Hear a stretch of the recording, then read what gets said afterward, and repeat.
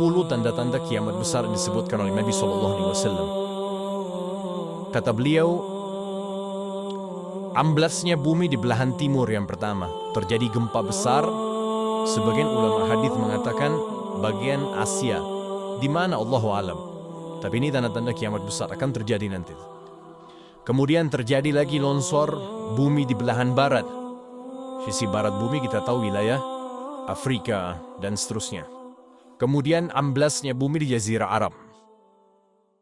Ini yang dimaksud dengan amblasnya bumi artinya longsor yang besar, yang sulit lagi untuk ditimbun, udah nggak bisa ditimbun, nggak bisa diperbaikin.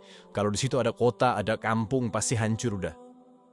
3 sekaligus terjadi longsor di 3 titik yang berbeda dan secara waktu atau dalam waktu yang bersamaan. Ini sudah selangsung 3 tanda-tanda kiamat. Jadi pada saat terjadi di timur, itu tanda-tanda kiamat besar 1. Terjadi di barat, tanda-tanda kiamat besar 2. Terjadi di Jazirah Arab, tanda-tanda kiamat besar 3. Kemudian, di dalam hadis ini disebutkan secara beracak. Lalu kata Nabi SAW, kabut yang menutupi bumi ini. Kemudian ada Dajjal. Dari kabut itu dihitung dalam hadis ini yang keempat. Dajjal yang kelima. Kemudian yang keenam, binatang melata. Nanti akan saya jelaskan juga apa yang dimaksud dengan binatang melata. Yang ketujuh, keluarnya Ya'juj Ma'juj. Ini juga akan kita jelaskan nanti. Kemudian yang kedelapan, matahari terbit dari tempat terbenamnya. Yang kesembilan, keluarnya api dari perut kota Aden yang menghalau manusia. Sulit manusia tidak bisa melalui Jazirah Arab. Kemudian yang ke-10, turunnya Isa putra Maryam. Turunnya Isa putra Maryam. Tentu saya katakan tadi hadis ini disebutkan dan disepakati oleh para ulama, sifatnya teracak. Karena cukup banyak dalil-dalil yang lain yang mengurut kejadian ini. Urutan yang pertama dari 10 ini adalah keluarnya Dajjal. Ini urutan pertama. Dajjal, jemaah sekalian, adalah diambil dari kata-kata Dajjalah, yang berarti kekacauan. Ciri-ciri Dajjal disebutkan dalam banyak hadis yang sahih adalah mata kanannya yang paling pertama rusak, seperti anggur kering. Kata Nabi SAW dalam hadis sahih, ketahuilah Dajjal buta mata kanannya dan Tuhan kalian tidak buta. Karena dia akan mengaku sebagai Tuhan. Kemudian dia orangnya memiliki kulit yang kehitam-hitaman, serta memiliki dahi yang lebar. Setiap orang beriman bisa membaca di dahinya tertulis 3 huruf, Kaf, Fa, Ra. Semua orang yang ngerti tulisan Arab, tidak ngerti tulisan Arab akan bisa tahu dan baca itu. Kaf, Fa, Ra. Hufur. Rambutnya keriting dan orangnya tinggi besar. Kata Nabi SAW, kalau kalian dengar Dajjal keluar di satu lokasi, maka menghindarlah. Walaupun kalian harus lari ke gunung, dia akan keluar membuat kerusakan selama 40 hari. Kata Nabi SAW, 40 hari itu sehari seperti setahun, sehari lagi yang kedua seperti sebulan, hari yang ketiga seperti sepekan, dan sisa harinya seperti hari kalian. Dia akan keliling muka bumi semuanya, dan kata Nabi SAW, seluruh bumi ini akan dimasuki oleh Dajjal.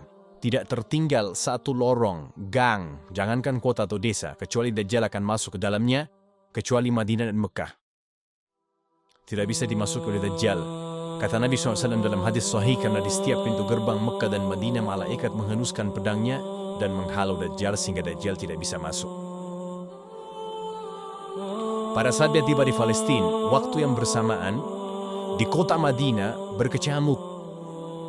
Kaum muslimin sepakat semua keluar untuk mengejar Dajjal dan membunuhnya. Keluar dari kota Madinah, satu orang yang namanya seperti namanya Nabi Muhammad SAW, Muhammad bin Abdullah, dan dia dari turunan Nabi SAW juga. Dan orang ini punya julukan Mahdi, dikenal dengan Imam Mahdi. Inilah tanda-tanda kiamat yang kedua.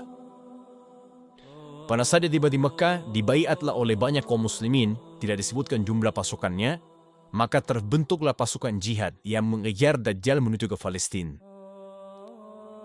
Lalu keluar tanda-tanda kiamat 3, langsung berentetan semua.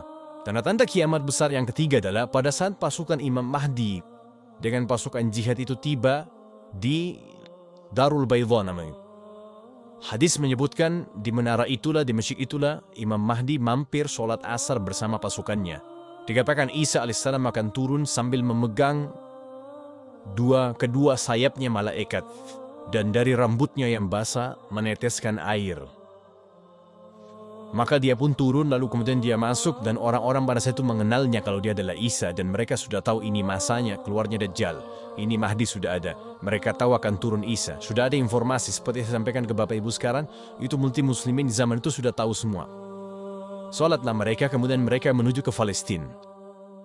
Ringkas cerita adalah Nabi Isa alaihissalam akhirnya tiba dengan pasukan mujahidin di depan pintu gerbang Babulut. Dajjal mengatakan, bukakan pintu gerbang. Mereka tidak akan mampu melawan kita karena pasukannya mereka banyak memang. Maka Dajjal dengan sombongnya menunggu di depan pintu gerbang. Pada saat dibuka, Dajjal kaget melihat ada Isa alaihissalam. Dan pada saat itu kata Nabi SAW, Dajjal faham kalau sudah tiba ajalnya. Begitu melihat Isa alaihissalam, dia lari dan badannya sambil meleleh di depan para pengikutnya. Pada saat Dajjal mati, pengikutnya pada ketakutan semua. Mereka anggap Dajjal Tuhan, mereka anggap Dajjal orang yang perkasa lah, orang yang kebal lah, beragam macam kelebihan. Mereka kaget pada saat mati, maka bertebaranlah mereka dan akhirnya mereka sembunyi di bawah pohon dan di atas batu. Kemudian batu dan pohon akan memberikan penjelasan, hai muslim ini Yahudi, bunuhlah. Maka dibunuhlah pada saat itu mereka. Lalu Nabi Isa alaihissalam memimpin di muka bumi, dan kata Nabi SAW, pada saat itu Islam, agama Islam yang dibawa oleh Nabi SAW akan masuk ke semua rumah di muka bumi, tidak tersisa. Satu dunia ini semuanya Islam. Hadis sahih. Maka Nabi Isa alaihissalam memimpin pada saat itu, disebutkan dalam hadis 40 tahun dengan ketenangan, menerapkan hukum Islam. Semuanya beriman kepada Allah subhanahu wa ta'ala dan menjadi muslim. Setelah itu keluar tanda-tanda hari kiamat besar yang keempat, yaitu keluarnya Ya'juj dan Ma'juj. Nabi SAW sebutkan ciri-ciri mereka. Mata mereka sobekannya kecil sehingga mata mereka kelihatan seperti sipit, tapi bola matanya besar. Mereka memiliki rambut yang keriting dan mereka memiliki poster yang umumnya seperti poster manusia. Ada hadis yang berbunyi mereka akan mendatangi sebuah sungai, kalau tidak salah namanya Sungai Tibria. Airnya banyak mengalir. Kata Nabi SAW, mereka semua minum air sungai itu, dan yang terakhir dari mereka datang sudah nggak dapat air. Artinya air sungainya habis diminum. Bayangin berapa itu jumlahnya tuh. Pada saat itu, Nabi SAW mengatakan, Allah berfirman kepada Isa, berkata, wahai Isa, aku akan mengeluarkan hamba-hambaku yang tidak ada seorang pun dari kalian bisa mengalahkannya, termasuk Isa alaihissalam. Nggak bisa mengalahkan. Maka selamatkanlah dirimu bersama dengan pengikut-pengikutmu ke Gunung Tur namanya.